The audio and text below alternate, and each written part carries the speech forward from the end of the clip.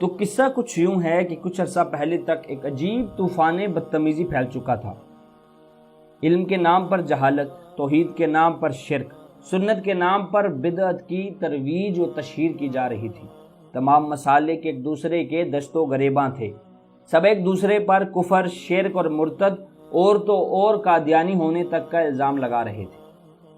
بریلوی مکتبہ فکر کا کہنا تھا کہ بس وہی حب رسول کے پہرے دار ہیں، جبکہ دوسری طرف دیوبند اور اہل حدیث ایک دوسرے سے آگے نکلنے کے لیے کبھی گاڑیوں کے پیچھے، کبھی چوک چوراہوں پر میں نوکر صحابہ دا لکھتے نظر آتے تھے، اور اہل تشیع وہ تو اپنے علاوہ ساروں کو اہل بیت کا دشمن اور ناصبی کہنے پر تلے تھے۔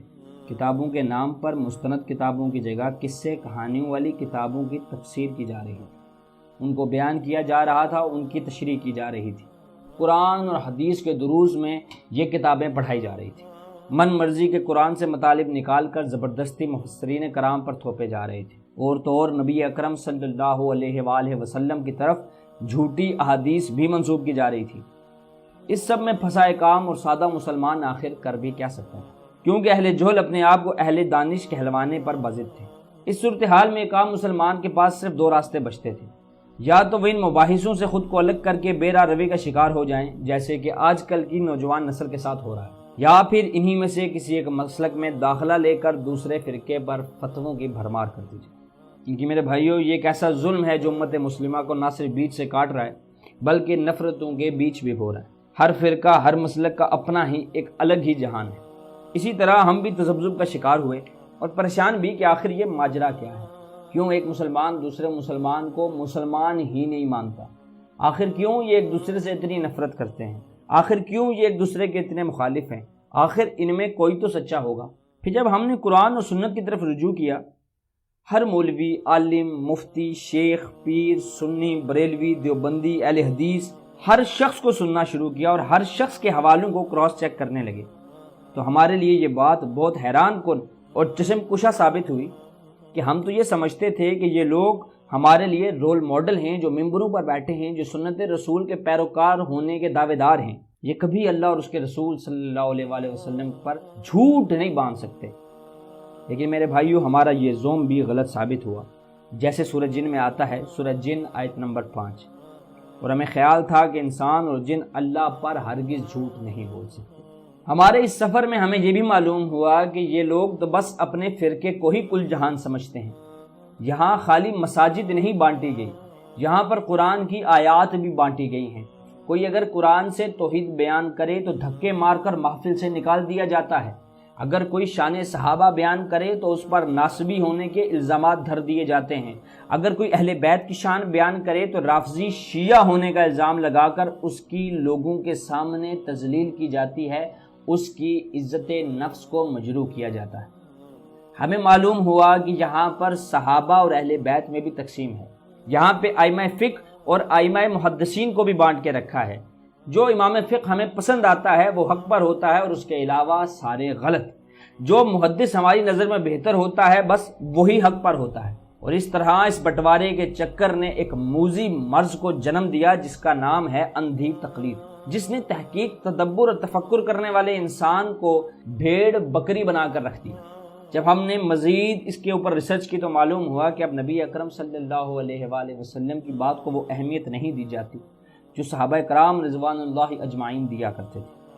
اب تو بزرگوں کی باتیں زیادہ مؤثر ہیں، ان کے واقعات اور دیو مالائے قصے کہانیاں قرآن اور حدیث کے فہم سے زیادہ اہمیت کی حامل ہیں۔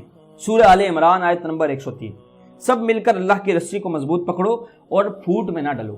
سورہ مومنون آیت نمبر 53، پھر انہوں نے اپنے دین کو آپس میں ٹکڑے ٹکڑے کر لیا، ہر ایک جماعت اس ٹکڑے پر خوش ہے جو ان کے پاس ہے۔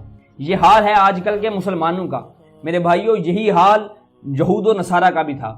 سورہ بقرہ آیت نمبر 113، اور یہود کہتے ہیں کہ نصارہ ٹھیک راہ پر نہیں ہیں، اور نصارہ کہتے ہیں کہ یہودی راہ حق پر نہیں ہیں، حالانکہ وہ سب کتاب پڑھتے ہیں۔ ابھی کوئی بھائی اٹھیں گے اور کہیں گے کہ میرے بھائی یہ آیت تو یہود و نصارہ کے بارے میں ہے، اہل کتاب کے بارے میں، ہمارے بارے میں نہیں ہے۔ تو میرے بھائی، حدیث میں اس کا جواب موجود ہے۔ صحیح مسلم حدیث نمبر 6781، 6781، حضرت ابو سعید خدری رضی اللہ تعالیٰ عنہ سے روایت ہے، کہتے ہیں کہ رسول اکرم صلی اللہ علیہ وآلہ وسلم نے فرمایا، تم ضرور ان لوگوں کے طریقوں پر چلو گے، بالشت پر بالشت اور ہاتھ بر ہاتھ، جو تم سے پہلے تھے۔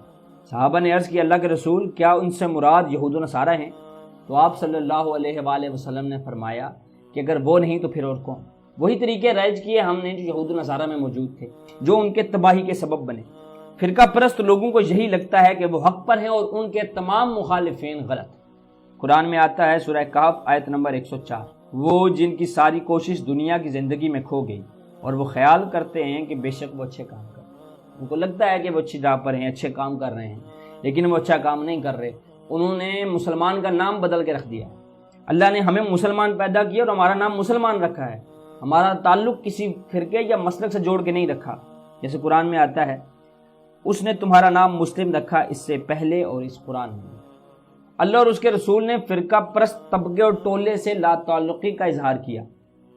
سورہ نام آیت نمبر 159، جنہوں نے اپنے دین کو ٹکڑے ٹکڑے کر دیا اور کئی جماعتیں بن گئے، تیرا ان سے کوئی تعلق نہیں، ان کا کام اللہ ہی کے حوالے ہے، پھر وہی انہیں بتائے گا جو کچھ وہ کرتے تھے۔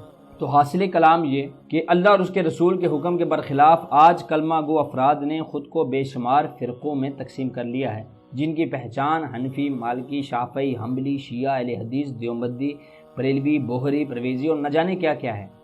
انہوں نے قرآن کے خلاف عقائد اپنا کر سنت رسول کے مقابلے میں بدعات اور رسومات کو دین بنا کر اللہ کے قہر اور غضب کو بھڑکا دیا ہے۔ اب جہنم کی آگ سے بچنے کا بس ایک ہی راستہ ہے کہ ان فرقوں اور گروہوں سے فوری طور پر تعلق ختم کر کے ایک مسلم بن جائیں اور اپنی وابستگی مسلمانوں کی جماعت سے ہی رکھیں، کسی مسلک اور فرقے سے نہیں۔ وما علینا الا البلاغ المبین۔